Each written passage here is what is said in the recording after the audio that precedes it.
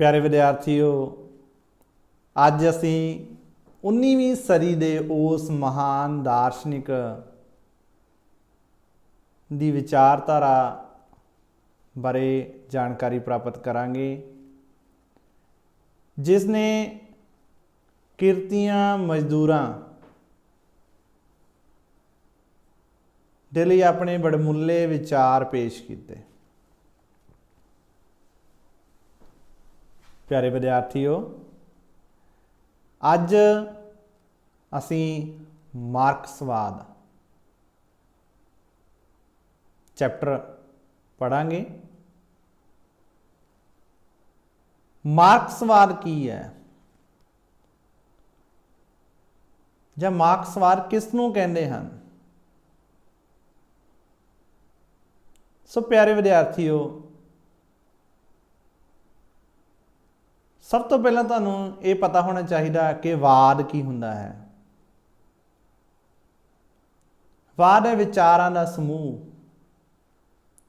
विचारधारा, एक वक्री विशेष विचारधारा। सो कार्ल मार्क्स ने अपने विचार दिते, उसनूं की कहा जाता है? मार्क्सवाद, मार्क्सिज्म।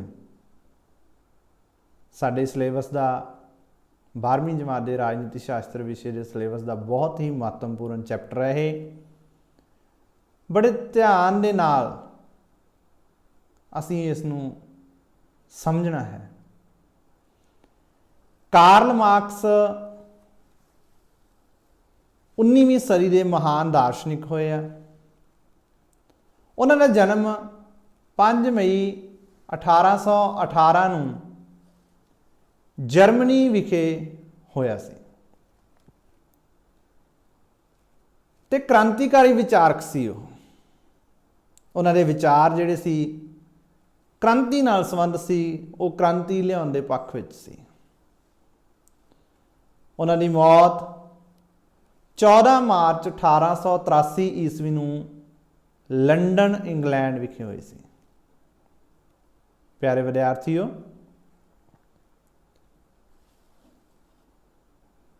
कार्ल मार्क्स दीयां महान रचनावां जिन्हां विचों मुख बारे असीं जानकारी प्राप्त करिए। पहली है कम्यूनिस्ट मैनीफेस्टो 1848 ईस्वी।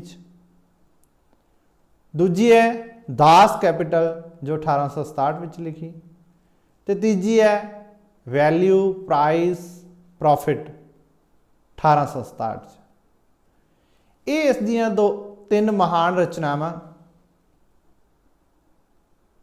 प्यारे विद्यार्थियों, तुहानूं सवाल आ जाता पेपर दे विच कि कार्ल मार्क्स दियां 2 महान रचनावां दे नाम दसो। तो इन्हां विचों कोई भी 2 तुसीं उस दे विच लिख देनी है। बहुत इंपॉर्टेंट सवाल है। आम तौर पर ही ये सवाल जिहड़ा पेपर दे विच पूछ लिया जाता है। इस तो अगे है कि मार्क्सवाद की है। पहला भी मैं दस के हटिया कि मार्क्सवाद जिहड़ा एक विचारधारा ते एक कार्ल मार्क्स अते फ्रैडरिक एंजल्स द्वारा दिते गए सिद्धांतां दा, विचारां दा समूहिक नाम है। की है मार्क्सवाद? कार्ल मार्क्स अते फ्रैडरिक एंजल्स द्वारा दिते गए सिद्धांतां दा समूहिक नाम है। सो प्यारे विद्यार्थियों, इस तो बाद कि कार्ल मार्क्स नूं विग्यानिक समाजवाद दा पितामह भी मन्निया जाता है।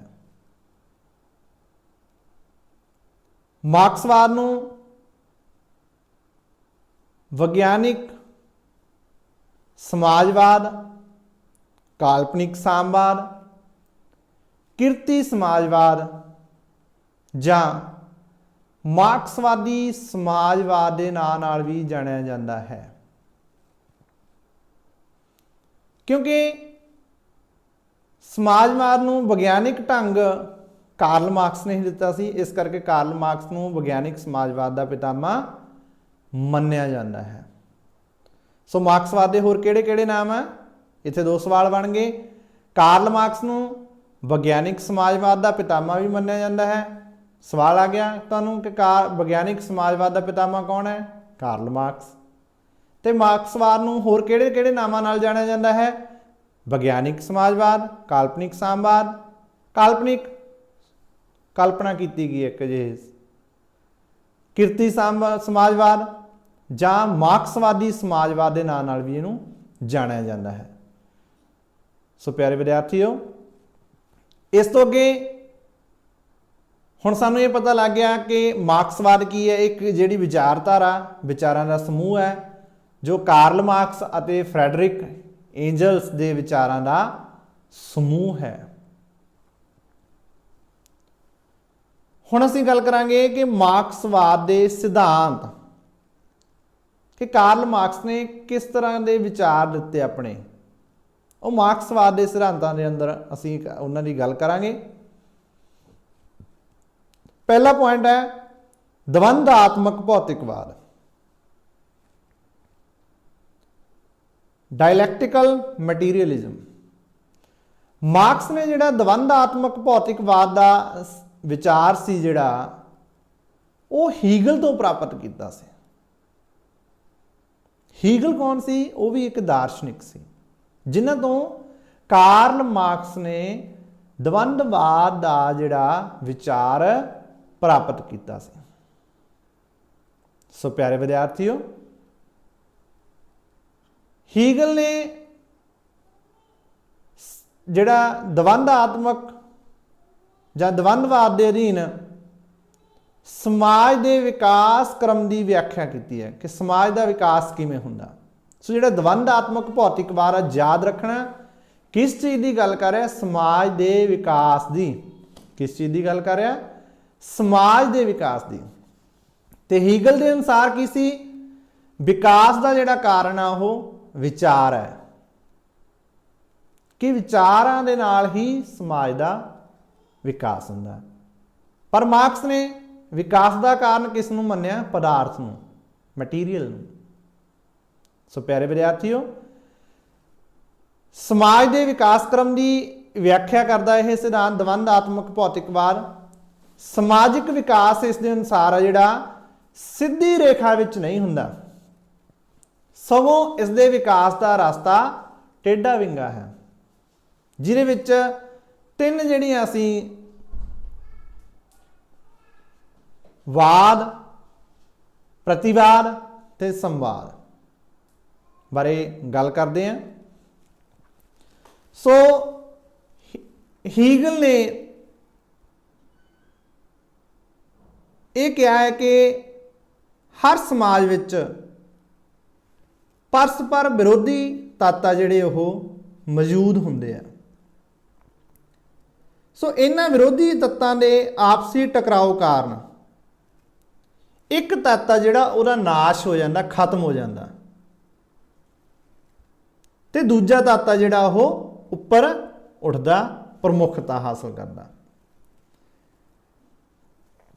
ते जिहड़ा तत्व फिर प्रमुखता हासिल कर लैंदा, हीगल उसनूं वाद का नाम दिंदा है। उसनूं की दस्सिया उहने, वाद, थीसिस। ते दूजा तत्व जो इसकी विरोधता करता है उसनूं हीगल ने प्रतिवाद, एंटीथीसिस दस्सिया है।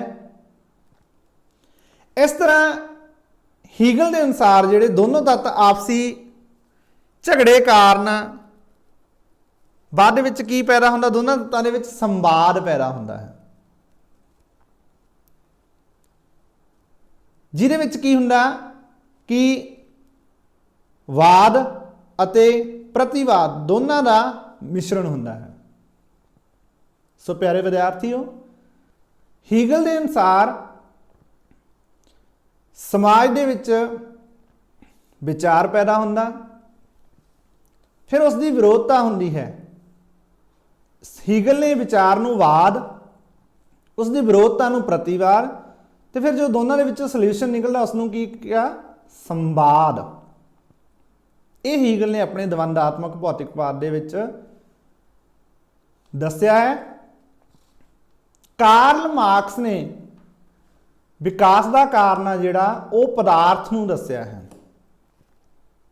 कार्ल मार्क्स ने विकास का कारण आ जिहड़ा वो पदार्थ नूं दस्या है। हुण इस सिद्धांत के अनुसार, मार्क्स अनुसार जिहड़ियां विरोधी शक्तियां, कार्ल मार्क्स के अनुसार जिहड़ियां विरोधी शक्तियां हरेक समाज दे विच मौजूद रहिंदियां, परंतु जिहड़ियां इन्हां शक्तियां दे विरोध का आधार की हुंदा, कार्ल मार्क्स किस चीज़ नूं आधार मानदा? पदार्थ नूं, ना कि विचार नूं। याद रखना, कार्ल मार्क्स किस चीज़ नूं इसका आधार मानदा? पदार्थ नूं। सो नीचे जिहड़ियां स्क्रीन ते उदाहरणां बेटा आ रही हैं, जिहदे विच पहला वाद है, फिर प्रतिवाद है, तो फिर संवाद है।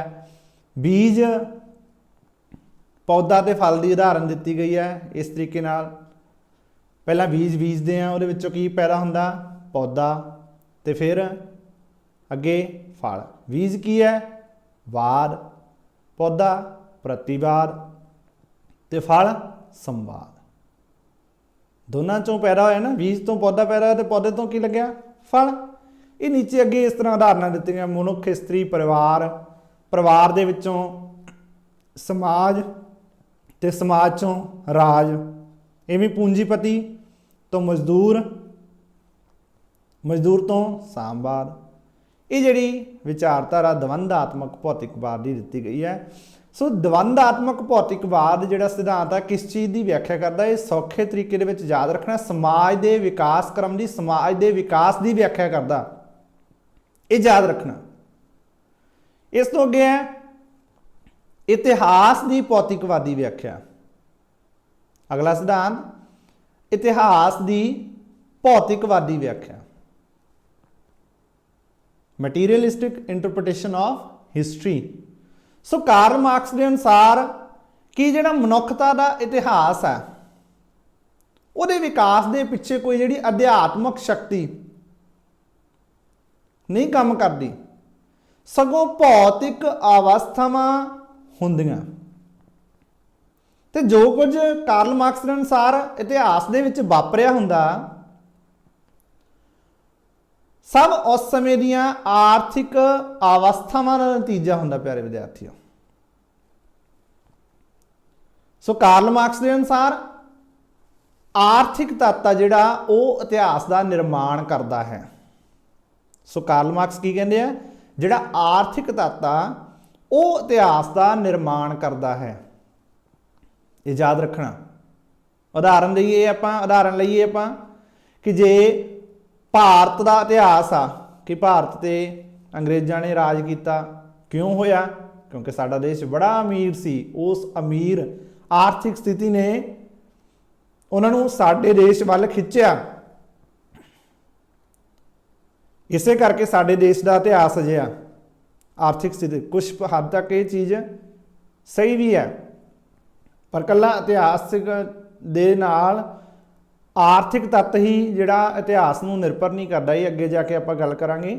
पर कार्ल मार्क्स इस सिद्धांत दे विच की व्याख्या करते हैं कि जिहड़ा इतिहास आ वो आर्थिक अवस्थावां दा ही नतीजा हुंदा है, कि जिहो जी उस समय आर्थिक स्थिति होगी, उहो जिहा ही उस देश का उसका इतिहास होवेगा। सो ये कार्ल मार्क्स ने इतिहास की भौतिकवादी व्याख्या दे विच वर्णन किया है, अपने विचार पेश किए हैं। सो इस तो अगे आ गया उत्पादन प्रक्रिया के पड़ाव। उत्पादन प्रक्रिया के किन्ने पड़ाव दस्से आ? 5 पड़ाव। किन्ने पड़ाव दस्से आ? 5 पड़ाव। पहला आदम सामवादी अवस्था जां प्राचीन सामवादी अवस्था। किहड़ा? आदम सामवादी अवस्था जां प्राचीन सामवादी अवस्था। मार्क्स अनुसार की सी कि जिहड़ा प्राचीन युग की जदों ये अवस्था सी, उदों उत्पादन के साधन जिहड़े बहुत थोड़े सी। ਤੇ ਲੋਕ ਆ ਜਿਹੜੇ ਉਹ ਜੰਗਲਾਂ ਵਿੱਚ ਫਲ ਖਾ ਕੇ ਗੁਜ਼ਾਰਾ ਕਰਦੇ ਸੀ। ਲੋਕ ਕੀ ਕਰਦੇ ਸੀ? ਜੰਗਲਾਂ ਦੇ ਵਿੱਚ ਫਲ ਖਾ ਕੇ ਗੁਜ਼ਾਰਾ ਕਰਦੇ ਸੀ, ਸ਼ਿਕਾਰ ਕਰਦੇ ਸੀ। ਤੇ ਲੋਕਾਂ ਨੂੰ ਜੋ ਵੀ ਪ੍ਰਾਪਤ ਹੁੰਦਾ ਸੀ ਉਹ ਵੰਡ ਕੇ ਖਾਂਦੇ ਸੀ ਤੇ ਆਪਣਾ ਪੇਟ ਪਾਲਦੇ ਸੀ। ਜੋ ਵੀ ਸ਼ਿਕਾਰ ਕਰਕੇ ਜੰਗਲਾਂ ਦੇ ਵਿੱਚੋਂ ਪ੍ਰਾਪਤ ਹੁੰਦਾ ਸੀ ਉਹ ਵੰਡ ਕੇ ਖਾਂਦੇ ਸੀ ਤੇ ਆਪਣਾ ਪੇਟ ਪਾਲਦੇ ਸੀ। ਸੋ ਇਹ ਸੀ ਆਦਮ ਸਾਮਵਾਦੀ ਅਵਸਥਾ। ਅਗਲਾ ਪ੍ਰਾਚੀਨ ਅਵਸਥਾ। ਪ੍ਰਾਚੀਨ ਅਵਸਥਾ ਜਿਹਦੇ ਵਿੱਚ ਭੂਮੀ ਮਾਲਕ ਅਤੇ ਗੁਲਾਮ ਦੋ ਮੁੱਖ ਬਿੰਦੂ ਆ। ਭੂਮੀ ਮਾਲਕ ਅਤੇ ਗੁਲਾਮ। ਕਿ ਗੁਲਾਮ ਪ੍ਰਥਾ ਦਾ ਉਦੋਂ ਆਰੰਭ ਹੋਇਆ ਸੀ। ਜਿਨ੍ਹਾਂ ਕੋਲ ਭੂਮੀ ਸੀ, ਜਿਨ੍ਹਾਂ ਦੇ ਕੋਲ ਭੂਮੀ ਸੀ, ਉਹ ਭੂਮੀ ਦੇ ਮਾਲਕ ਅਤੇ ਭੂਮੀਹੀਨ ਲੋਕਾਂ ਨੂੰ ਉਹਨਾਂ ਭੂਮੀ ਮਾਲਕਾਂ ਨੇ ਆਪਣਾ ਗੁਲਾਮ ਬਣਾ ਲਿਆ ਸੀ। ਯਾਦ ਰੱਖਣਾ, ਪ੍ਰਾਚੀਨ ਅਵਸਥਾ ਦੇ ਵਿੱਚ ਜਿਨ੍ਹਾਂ ਕੋਲ ਭੂਮੀ ਸੀ ਉਹਨਾਂ ਨੂੰ ਕੀ ਕਿਹਾ ਜਾਂਦਾ ਸੀ? ਭੂਮੀ ਮਾਲਕ। ਤੇ ਜਿਨ੍ਹਾਂ ਕੋਲ ਭੂਮੀ ਨਹੀਂ ਸੀ, ਭਾਵ ਭੂਮੀਹੀਨ ਲੋਕਾਂ ਨੂੰ ਉਹਨਾਂ ਨੇ ਗੁਲਾਮ ਬਣਾ ਲਿਆ ਸੀ।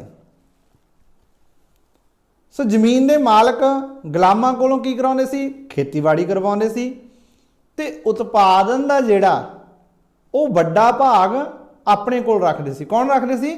ਭੂਮੀ ਦੇ ਮਾਲਕ। ਇਹ ਸੀ ਪ੍ਰਾਚੀਨ ਅਵਸਥਾ। ਇਸ ਤੋਂ ਅੱਗੇ ਹੈ ਸਾਮੰਤਵਾਦੀ ਅਵਸਥਾ। ਪਹਿਲਾਂ ਕਿਹੜੀ ਅਵਸਥਾ ਆਈ? ਆਦਮ ਸਾਮਵਾਦੀ ਅਵਸਥਾ, ਫਿਰ ਪ੍ਰਾਚੀਨ ਅਵਸਥਾ, ਹੁਣ ਸਾਮੰਤਵਾਦੀ ਅਵਸਥਾ। ਸੋ ਪ੍ਰਾਚੀਨ ਅਵਸਥਾ ਦੇ ਮਗਰੋਂ ਸਾਮੰਤਵਾਦੀ ਅਵਸਥਾ ਜਿਹੜੀ ਆਰੰਭ ਹੋਈ ਸੀ, ਇਹ ਉਦੋਂ ਆਰੰਭ ਹੋਈ ਸੀ ਜਦੋਂ ਭੂਮੀ ਅਤੇ ਉਤਪਾਦਨ ਦੇ ਸਾਧਨਾਂ ਦੇ ਉੱਪਰ ਕਿਹਨਾਂ ਦਾ ਕੰਟਰੋਲ ਸਥਾਪਿਤ ਹੋ ਗਿਆ ਸੀ? ਸਾਮੰਤਾਂ ਦਾ। ਸਾਮੰਤ ਜੰਗੀਰਦਾਰਾਂ ਦਾ। ਯਾਦ ਰੱਖਣਾ, ਸਾਮੰਤ ਜੰਗੀਰਦਾਰਾਂ ਦਾ। ਸਾਮੰਤਵਾਦੀ ਅਵਸਥਾ ਜਗੀਰਦਾਰੀ ਅਵਸਥਾ। ਸੋ ਜਗੀਰਦਾਰ ਕਿਸਾਨਾਂ ਕੋਲੋਂ ਖੇਤੀਬਾੜੀ ਕਰਵਾਉਂਦੇ ਸੀ ਤੇ ਉਤਪਾਦਨ ਦਾ ਕਾਫੀ ਵੱਡਾ ਹਿੱਸਾ ਆਪ ਲੈਂਦੇ ਸਨ, ਆਪਣੇ ਕੋਲ ਰੱਖਦੇ ਸੀ। ਜੋ ਉਤਪਾਦਨ ਦਾ ਵੱਡਾ ਹਿੱਸਾ ਉਹ ਆਪ ਆਪਣੇ ਕੋਲ ਰੱਖਦੇ ਸਨ। ਤੇ ਕਿਸਾਨ ਸਾਮੰਤਾਂ ਦੇ ਗੁਲਾਮ ਨਹੀਂ ਸੀ ਹੁੰਦੇ ਉਦੋਂ। ਯਾਦ ਰੱਖਣਾ, ਇੱਥੇ ਕਿਸਾਨ ਸਾਮੰਤਾਂ ਦੇ ਗੁਲਾਮ ਨਹੀਂ ਸੀ ਹੁੰਦੇ ਸਾਮੰਤਵਾਦੀ ਅਵਸਥਾ ਦੇ ਵਿੱਚ, ਪਰ ਉਹਨਾਂ ਕੋਲ ਭੂਮੀ ਨਹੀਂ ਸੀ ਹੁੰਦੀ। ਇਸ ਕਰਕੇ ਉਹ ਸਾਮੰਤਾਂ ਦੀ ਜਗੀਰਦਾਰਾਂ ਦੀ ਜ਼ਮੀਨ ਤੇ ਖੇਤੀਬਾੜੀ ਕਰਦੇ ਸੀ ਤੇ ਉਹਨਾਂ ਦੀ ਮਿਹਨਤ ਦੇ ਬਦਲੇ ਕੀ ਮਿਲਦਾ ਸੀ? ਉਹਨਾਂ ਨੂੰ ਉਤਪਾਦਨ ਦਾ ਕੁਝ ਹਿੱਸਾ ਜਿਹੜੇ ਜਗੀਰਦਾਰ ਆ ਉਹ ਕਿਸਾਨਾਂ ਨੂੰ ਦੇ ਦਿੰਦੇ ਸੀ। ਕੁਝ ਹਿੱਸਾ, ਭਾਵੇਂ ਮਿਹਨਤ ਸਾਰੀ ਕਿਹਨਾਂ ਦੀ ਸੀ? ਕਿਸਾਨਾਂ ਦੀ, ਪਰ ਉਤਪਾਦਨ ਦਾ ਵੱਡਾ ਹਿੱਸਾ ਕਿਹਦੇ ਕੋਲ ਜਾਂਦਾ ਸੀ? ਜ਼ਮੀਨ ਦੇ ਮਾਲਕਾਂ ਕੋਲ, ਜਗੀਰਦਾਰਾਂ ਕੋਲ। ਤੇ ਕਿਸਾਨਾਂ ਨੂੰ ਉਤਪਾਦਨ ਦਾ ਬਹੁਤ ਥੋੜਾ ਹਿੱਸਾ ਮਿਲਦਾ ਸੀ। ਇਹ ਸੀ ਤੀਜਾ ਪੜਾਅ। ਇਸ ਤੋਂ ਬਾਅਦ ਚੌਥਾ ਪੜਾਅ ਆ ਉਤਪਾਦਨ ਪ੍ਰਕਿਰਿਆ ਦੇ ਪੜਾਅ ਦੀ ਗੱਲ ਕਰਦੇ ਕਾਰਲ ਮਾਰਕਸ, ਪੂੰਜੀਵਾਦੀ ਅਵਸਥਾ ਦੀ। ਕਾਰਲ ਮਾਰਕਸ ਅਨੁਸਾਰ ਸਾਮੰਤਵਾਦੀ ਅਵਸਥਾ ਤੋਂ ਬਾਅਦ ਪੂੰਜੀਵਾਦੀ ਅਵਸਥਾ। ਸੋ ਪਿਆਰੇ ਵਿਦਿਆਰਥੀਓ, ਕਿ ਹੌਲੀ ਹੌਲੀ ਜਿਹੜੀ ਉਦਯੋਗਿਕ ਕ੍ਰਾਂਤੀ ਹੋਈ, ਉਦਯੋਗਿਕ ਕ੍ਰਾਂਤੀ ਦੇ ਹੋਣ ਨਾਲ ਪੂੰਜੀਵਾਦੀ ਜਿਹੜੀ ਅਵਸਥਾ ਦਾ ਆਰੰਭ ਹੋਇਆ। ਵੱਡੇ ਵੱਡੇ ਕਾਰਖਾਨੇ ਲਗਾਏ ਗਏ ਜੋ ਕਿ ਵੱਡੇ ਵੱਡੇ ਘਰਾਣਿਆਂ ਦੇ ਅਧੀਨ ਸੀ, ਨਿੱਜੀ ਮਾਲਕੀਅਤ ਦੇ ਅਧੀਨ ਸਥਾਪਿਤ ਹੋਏ ਸੀ। ਹੁਣ ਉਸ ਸਮੇਂ ਪੈਸਾ ਜਿਹਦੇ ਕੋਲ ਸੀ, ਵੱਡੇ ਵੱਡੇ ਘਰਾਣੇ, ਉਹਨਾਂ ਦੀ ਨਿੱਜੀ ਮਾਲਕੀਅਤ ਦੇ ਅਧੀਨ ਜਿਹੜੇ ਇਹ ਕਾਰਖਾਨੇ ਸਥਾਪਿਤ ਹੋਏ ਸੀ। ਤੇ ਸੰਪਤੀਹੀਨ, ਜਿਨ੍ਹਾਂ ਕੋਲ ਕੋਈ ਸੰਪਤੀ ਨਹੀਂ ਹੁੰਦੀ ਸੀ, ਕਿਰਤੀਆਂ ਨੇ ਆਪਣੀ ਕਿਰਤ ਵੇਚ ਕੇ ਆਪਣੀ ਰੋਜੀ ਰੋਟੀ ਕਮਾਉਣ ਦਾ ਸਾਧਨ ਜਿਹੜਾ ਅਪਣਾਇਆ ਸੀ। ਸੋ ਇਹ ਪੂੰਜੀਵਾਦੀ ਅਵਸਥਾ ਵੀ ਕਾਰਲ ਮਾਰਕਸ ਦੇ ਅਨੁਸਾਰ ਉਸ ਸਮੇਂ ਜਿਹੜੀ ਆ ਖਤਮ ਹੋ ਜਾਵੇਗੀ ਜਦੋਂ ਉਤਪਾਦਨ ਦੇ ਸਾਧਨਾਂ ਦਾ ਆਰਥਿਕ ਤੱਤਾਂ ਵਿੱਚ ਪਰਿਵਰਤਨ ਆਵੇਗਾ। ਜਦੋਂ ਉਤਪਾਦਨ ਦੇ ਸਾਧਨਾਂ ਦੇ ਆਰਥਿਕ ਤੱਤਾਂ ਦੇ ਵਿੱਚ ਪਰਿਵਰਤਨ ਆਵੇਗਾ। ਸੋ ਪਿਆਰੇ ਵਿਦਿਆਰਥੀਓ, अगली प्रक्रिया का जिहड़ा पड़ाव कार्ल मार्क्स के अनुसार सामवादी अवस्था। मार्क्स ने भविष्यवाणी की कि पूंजीवादी अवस्था का जिहड़ा विनाश होगा तो उसकी थां मजदूरों की तानाशाही स्थापित हो जाएगी। ये भविष्यवाणी सी, सुपना सी, जो सोचते सी कार्ल मार्क्स कि जिहड़ी पूंजीवादी अवस्था उसका विनाश हो जाएगा। पूंजीवादी बड़े बड़े घराने, अमीर लोग जिन्हां दे हत्थां दे विच निजी मालकीन बड़े बड़े कारखाने सी, फैक्ट्रियां सी, ते उन्हां दी थां मजदूरां की तानाशाही स्थापित होवेगी। ते मजदूरां की तानाशाही का मुख्य उद्देश की होवेगा? सामवादी अवस्था की स्थापना करना। की होवेगा? सामवादी अवस्था की स्थापना करना उन्हां दा मुख्य उद्देश होवेगा। सो प्यारे विद्यार्थियों, ये जिहड़े कार्ल मार्क्स ने उत्पादन प्रक्रिया के अपने पड़ाव दिते सी। सो कार्ल मार्क्स ने बहुत ही डूंघाई दे विच अपने सारे सिद्धांत दिते हैं। जिवें आपां पहला सिद्धांत किया द्वंदात्मक भौतिकवाद, कित्थों लिया हो कार्ल मार्क्स ने? हीगल तो। हीगल नाम का एक दार्शनिक होया, उन्हां तो लिया। तो हीगल के अनुसार विकास का जिहड़ा वो कारण की है, याद करो, आपां दोहराई करनी है थोड़ी जी। हीगल के अनुसार विकास का कारण की है? विचार। तो मार्क्स के अनुसार विकास का कारण की है? पदार्थ। हीगल ने समाज के विकास के लिए विचार नूं कारण दस्या है। उन्हां अनुसार समाज दे विच पहलां एक विचार पैदा हुंदा जिहनूं की नाम दिता गया? वाद, थीसिस। उहदे विरोध दे विच कुछ आवाज़ उठदी है, विरोध हुंदा, उहनूं की नाम दिता गया? प्रतिवाद, एंटीथीसिस। ते फिर उन्हां दोनों दे विचों कुछ हल निकल के आउंदा जिहनूं की दिता नाम? दोनों का मिश्रण है सिंथेसिस, संवाद। सो इस तरह ही कार्ल मार्क्स ने उदाहरण दी हैं कि पहला बीज असी बीजते हैं, वो की है? वाद। फिर वो की पैदा होंदा? पौधा, वो की है? प्रतिवाद। तो फिर पौधे नूं की लगदा? फल। की लगदा? फल। तो वो की है? संवाद। सो इस चीज़ नूं बड़ी समझण की लोड़ आ। दोबारा फिर मैं दसां, द्वंदात्मक भौतिकवाद समाज के विकास क्रम की व्याख्या करता है। कार्ल मार्क्स का द्वंदात्मक भौतिकवाद समाज के विकास क्रम की व्याख्या करता है, ये याद रखना। सो दूसरा सिद्धांत सी इतिहास की भौतिकवादी व्याख्या। ये विच की है कि कार्ल मार्क्स दसदे हैं कि इतिहास किवें बनदा, किहड़ा तत्त सब तो वध प्रभावित करता इतिहास नूं? कार्ल मार्क्स के अनुसार इतिहास आर्थिक हालातां दा ही नतीजा हुंदा है। जो उस समय आर्थिक हालात सी उहो जिहा ही उत्थों दा इतिहास होवेगा। मैं तुहानूं उदाहरण दित्ती सी, हुण दुबारा रिपीट करां कि भारत दे इतिहास दे विच कि भारत अंग्रेज़ां दे अधीन रहा, हमलावरां ने इत्थे हमले कीते, राज किया। वो क्यों? क्योंकि भारत उस समय सोने की चिड़ी कहाउंदा सी, बड़ा अमीर देश सी। इस करके उस साडे आर्थिक हालातां ने उन्हां नूं आकर्षित किया। सो ये सी इतिहास की भौतिकवादी व्याख्या। उस तो बाद उत्पादन प्रक्रिया के पड़ाव थोड़ा थोड़ा आपां ये दोहराई ही करनी है। इस तो अगले जिहड़े सिद्धांत आ आपां अगले चैप्टर के अगले भाग दे विच जानकारी प्राप्त करांगे।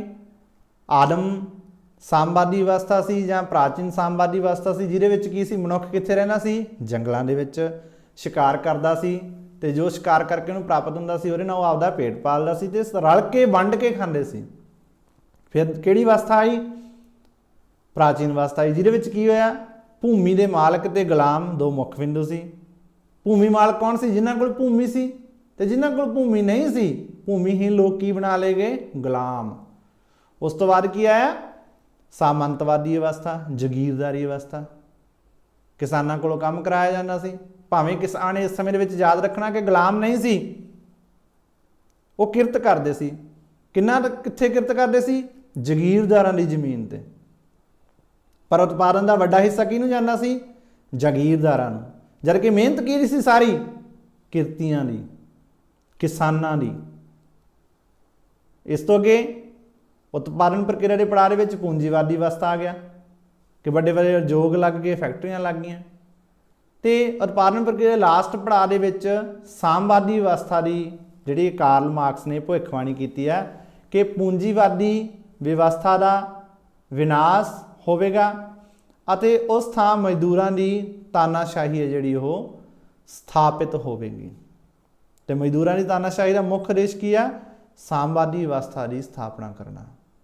ਸੋ ਪਿਆਰੇ ਵਿਦਿਆਰਥੀਓ, ਕਾਰਲ ਮਾਰਕਸ ਦੇ ਵਿਚਾਰ ਬਹੁਤ ਹੀ ਇੰਪੋਰਟੈਂਟ ਆ। ਇਸੇ ਕਰਕੇ ਤੁਹਾਨੂੰ ਬਹੁਤ ਹੌਲੀ ਹੌਲੀ ਇਹ ਜਿਹੜੇ 2-3 ਸਿਧਾਂਤ ਕਰਵਾਏ ਗਏ ਆ ਤਾਂ ਕਿ ਚੰਗੀ ਤਰ੍ਹਾਂ ਸਮਝ ਆ ਜਾਣ।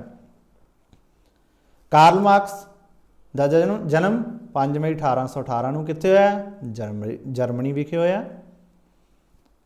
ਕਾਰਲ ਮਾਰਕਸ ਦੀਆਂ 2 ਰਚਨਾਵਾਂ, ਕੋਈ 2 ਰਚਨਾਵਾਂ ਕਿਹੜੀਆਂ ਸੀ ਉੱਥੇ ਦੇਖੀਆਂ? ਕਮਿਊਨਿਸਟ ਮੈਨੀਫੈਸਟੋ, ਦਾਸ ਕੈਪੀਟਲ, ਵੈਲਿਊ, ਪ੍ਰਾਈਸ ਤੇ ਪ੍ਰੋਫਿਟ। ਇਹ ਜਿਹੜੀਆਂ 3 ਰਚਨਾਵਾਂ ਅਸੀਂ ਕੀਤੀਆਂ, ਇਹਦੇ ਵਿੱਚੋਂ ਕੋਈ 2 ਦੇ ਬਾਰੇ ਪੁੱਛ ਲਿਆ ਜਾਂਦਾ ਹੈ। ਸੋ ਪਿਆਰੇ ਵਿਦਿਆਰਥੀਓ, ਮੈਨੂੰ ਆਸ ਹੈ ਕਿ ਤੁਹਾਨੂੰ ਕਾਰਲ ਮਾਰਕਸ ਦੇ ਜਿਹੜੇ ਵਿਚਾਰਧਾਰਾ ਜਾਂ ਕਾਰਲ ਮਾਰਕਸ ਦੇ ਸਿਧਾਂਤ ਚੰਗੀ ਤਰ੍ਹਾਂ ਸਮਝ ਆ ਗਈ ਹੋਵੇਗੀ ਕਿ ਮਾਰਕਸਵਾਦ ਕੀ ਹੈ। ਦੁਬਾਰਾ ਫਿਰ ਇੱਥੇ ਮੈਂ ਦੱਸ ਦਿਆਂ ਕਿ ਮਾਰਕਸਵਾਦ ਕਾਰਲ ਮਾਰਕਸ ਅਤੇ ਫਰੈਡਰਿਕ ਏਂਜਲਸ ਦੇ ਵਿਚਾਰਾਂ ਦੇ ਸਮੂਹ ਨੂੰ ਮਾਰਕਸਵਾਦ ਕਿਹਾ ਗਿਆ ਹੈ। ਕੀ ਨਾਂ ਦਿੱਤਾ ਗਿਆ? ਮਾਰਕਸਵਾਦ। ਤੇ ਕਾਰਲ ਮਾਰਕਸ ਨੂੰ ਕਿਸ ਚੀਜ਼ ਦਾ ਪਿਤਾਮਾ ਮੰਨਿਆ ਜਾਂਦਾ ਹੈ? ਵਿਗਿਆਨਿਕ ਸਾਮਵਾਦ ਦਾ। ਇਹ ਯਾਦ ਰੱਖਣਾ ਕਿਉਂਕਿ ਉਹਨਾਂ ਨੇ ਵਿਗਿਆਨਿਕ ਢੰਗ ਦਿੱਤੇ ਸੀ ਇਸ ਵਾਸਤੇ। ਸੋ ਪਿਆਰੇ ਵਿਦਿਆਰਥੀਓ, ਆਪ ਸਭ ਦਾ ਲੈਕਚਰ ਦੇ ਲਈ, ਸੁਣਨ ਦੇ ਲਈ ਬਹੁਤ ਬਹੁਤ ਧੰਨਵਾਦ। ਸਤਿ ਸ਼੍ਰੀ ਅਕਾਲ।